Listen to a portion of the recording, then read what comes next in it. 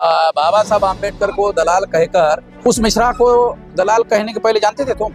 जनवाना चाहता, नहीं समझे आप? उसको कौन कुत्ता पूछ रहा था? कौन जानता था? दलाल कहने से वो सारे देश भर में जितने में आम्बेडकरवादी लोग हैं मिश्रा मिश्रा मिश्रा हो गए, लोग पॉपुलर हो गए, और इससे उसको बीजेपी से राज्यसभा का टिकट मिल सकता है। कौन है बीएन राव? तुम ये समझते हो कि मैं नहीं जानता हूँ? आपको पूछना कौन है बीएन राव? मैं तो नहीं जानता, मैं जानना भी नहीं चाहता। आपको भी बीएन राव को भूल जाना चाहिए। हाँ, तो इस हमारे आंदोलन की बदौलत बीजेपी में अगर छेंदमारी हो रही है तो इसका मतलब है आने वाले समय में बीजेपी के अंदर कोई ओबीसी रोकने वाला नहीं है। आपका स्वागत है। वाम से के माध्यम से आप पूरे प्रदेश भर में दौरा कर रहे हैं मंडल में, इसका क्या मकसद है? ये हमारे लोगों को आंदोलन के लिए तैयार करने के मकसद से, क्योंकि 2030 तक 15 लाख बूथ में आंदोलन करना है, और अगर विशाल आंदोलन हुआ 15 लाख बूथ का तो power is a product of successful struggle. Power is a product of successful struggle. अगर सफल आंदोलन हुआ तो हमारे लोगों को सत्ता मिलेगी, आंदोलन के बदौलत मिलेगी। जैसे गांधी जी ने आंदोलन किया आज़ादी का तो नेहरू जी प्रधानमंत्री बने। ये 2000 साल पहले का उदाहरण नहीं है, इसको अभी 200 साल भी पूरे नहीं हुए हैं, ये अभी नया नया उदाहरण है। अभी सर आप एक कार्यकर्ता हैं, समाज में जिस तरह निरंतर काम कर रहे हैं, अभी पेपर की कटिंग है संत कबीर नगर की। आपके संगठन भारत मुक्ति मोर्चा है, उसके कार्यकर्ताओं के ऊपर ब्राह्मण समुदाय के लोगों ने एफआईआर क्या करें? ब्राह्मणों का मैं स्वागत करता हूं, वो एफआईआर की संख्या बढ़ावे। जितने ज़्यादा एफआईआर बढ़ेंगे उतना ज़्यादा हमारा काम आसान होगा। तो अपराध तो कर नहीं रहे। आर्टिकल 19 के तहत हम मौलिक अधिकार का उपयोग करके आंदोलन कर रहे हैं। तो वो जितने भी एफआईआर करने वाले ब्राह्मण हैं उनका मकसद है डर पैदा करना, और मैं लोगों को कह रहा हूँ ये मौलिक अधिकार है, डरने की कोई जरूरत नहीं है, क्योंकि इसमें कोई सजा का प्रावधान नहीं है। बल्कि एससी एसटी के लोगों को ब्राह्मण रोकने का काम करेंगे तो एट्रोसिटीज उनके ऊपर आयद होगी। सुनो, वो रोकने की कोशिश करेंगे तो एट्रोसिटी उनके ऊपर आकर आयद होगी। ये हमारे लोगों को समझ में नहीं आता, मुझे समझ में आता ना। मिश्रा साहब, देखने को मिल रहा है कि जिस तरह महापुरुषों के लिए आप लोग जागृति का कार्यक्रम कर रहे हैं, लेकिन वहीं पर बाबा साहब अम्बेडकर, अंग्रेजों का दलाल, ऐसे तमाम लोग जो हैं बढ़ चढ़कर लोग बाबा साहब अम्बेडकर का विरोध कर रहे हैं। मध्य प्रदेश की अनिल मिश्रा एडवोकेट, वो बाबा साहब अम्बेडकर को अंग्रेजों का एजेंट कर रहे हैं, क्या कहेंगे? उसका बाबा साहब आम्बेडकर को दलाल कहकर उस मिश्रा को दलाल कहने के पहले जानते थे तुम? जनवाना चाहता, नहीं समझे आप?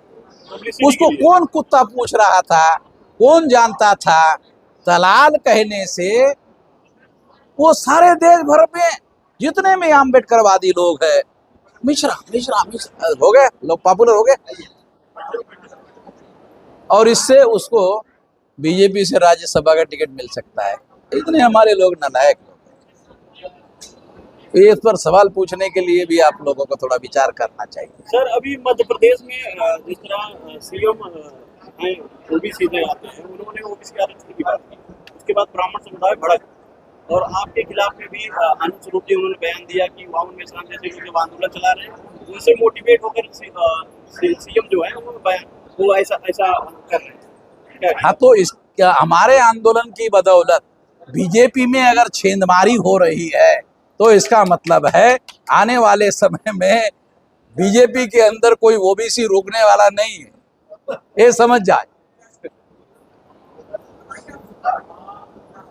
क्या लगता है सर, जिस तरीके से डॉक्टर बाबा साहब अम्बेडकर को लगातार क्रिटिसाइड किया जा रहा है, वहीं आनंद स्वरूप की बात मैं करूंगा, वो बीएन राव को प्रस्थापित करना चाहते हैं डॉक्टर बाबा साहब अम्बेडकर की जगह। क्या कहेंगे? कौन है बीएन राव?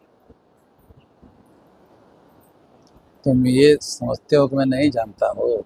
आपको पूछ रहा कौन है बीएन राव? मैं तो नहीं जानता, मैं जानना भी नहीं चाहता। आपको भी बीएन राव को भूल जाना चाहिए। वो लोग BN Rao BN Rao BN Rao कर रहे हैं, अभी बीएन राव बीएन राव। अरे आप लोगों को समझ में आना चाहिए, ये बाबा साहब का नाम साइड में करना चाहते हैं, बीएन राव का नाम सामने लाना चाहते हैं। आप लोग यार पत्रकार परिपक्व हुए नहीं अभी आप। दिल्ली में आपने मेश्राम साहब आपने कहा कि इस देश के जो बहुजन समाज के लोग हैं वो केवल वोट देने के लिए अभी रखे हुए हैं, इसको लेकर किस तरह आप देखते हैं? हाँ, क्या बोल रहे दिल्ली में आपने कहा कि जो बहुजन समाज के लोग हैं लोकतंत्र में सिर्फ वोट देने के लिए है, हैं? हाँ, क्या कहेंगे? वो लाइन लगाकर वोट डालते हैं, इस वजह से उनका इस्तेमाल करते हैं। जब वो लक्ष्य निर्धारित करेंगे वोट डालने के पहले, तो लक्ष्य पूरा करने के लिए वोट डालेंगे। आज भी मैंने ये समझाया, अपने लक्ष्य को लिए, अपने उद्देश्य पूर्ति के लिए वोट डाले, केवल वोट डालने के लिए लाइन लगावे। फिर तो कांग्रेस को भी वोट जाएगा, बीजेपी को वोट जाएगा, और इनडायरेक्टली ब्राह्मणों को वोट जाएगा, जिन ब्राह्मणों ने हजारों सालों से वर्ण व्यवस्था और जाति व्यवस्था के नाम पर उन लोगों को 6000 जाति के टुकड़ों में बांटकर गुलाम बना के रखा। वही बात वो रिपीट कर रहे हैं। हमारे लोग उसमें सहभागी हो रहे हैं कि हाँ, हमें गुलाम बनाओ, हम आपको ताकत दे रहे हैं।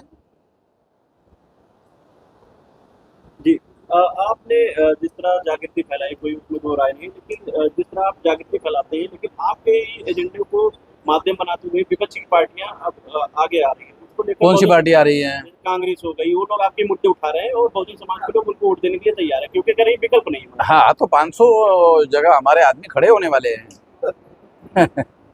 500 लोग खड़े होने वाले हैं। उत्तर प्रदेश में 403 लोग खड़े होने वाले हैं। उत्तर प्रदेश में सपा और बसपा के रहते आप किस तरीके से कह सकते हैं कि सत्ता में आप भागीदारी निश्चित कर सकते हैं? बहन जी का 7% नीचे आ गए वोट। जब उनको सत्ता मिली थी और पूर्ण मुख्यमंत्री बनी थी, 207 सीटें मिली थी, तो 30% वोट पड़े थे। मगर अभी उनका एक आखिरी कैंडिडेट चुनाव लड़ा तो उनको 7% वोट पड़ा। तो बहन जी का अवतार कार्य समाप्त हो गया। अवतार कार्य समझते हो? जिस पर्पस के लिए उन्होंने जन्म लिया था, वो अवतार कार्य समाप्त हो गया। अभी अभी उनका कार्य बचा नहीं है। उनका अवतार क्या किस लिए था? उत्तर प्रदेश का मुख्यमंत्री बनने के लिए था, वो कार्य समाप्त हो गया। आप पे आरोप लगता है कि आप बहुजन समाज के नेताओं के ऊपर टिप्पणी करते हैं, जैसे बहन जी के ऊपर एक आरोप लगा। टिप्पणी करवा रहा है और टिप्पणी करते आरोप भी कर रहा है।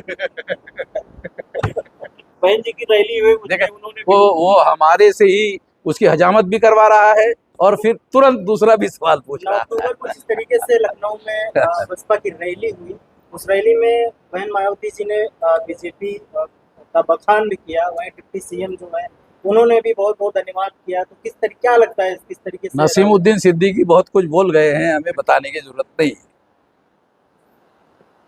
बहुत इतना सारा नसीमुद्दीन ने बताया बताया बताया, अरे हमारे लिए नसीमुद्दीन ने कुछ छोड़ा ही नहीं।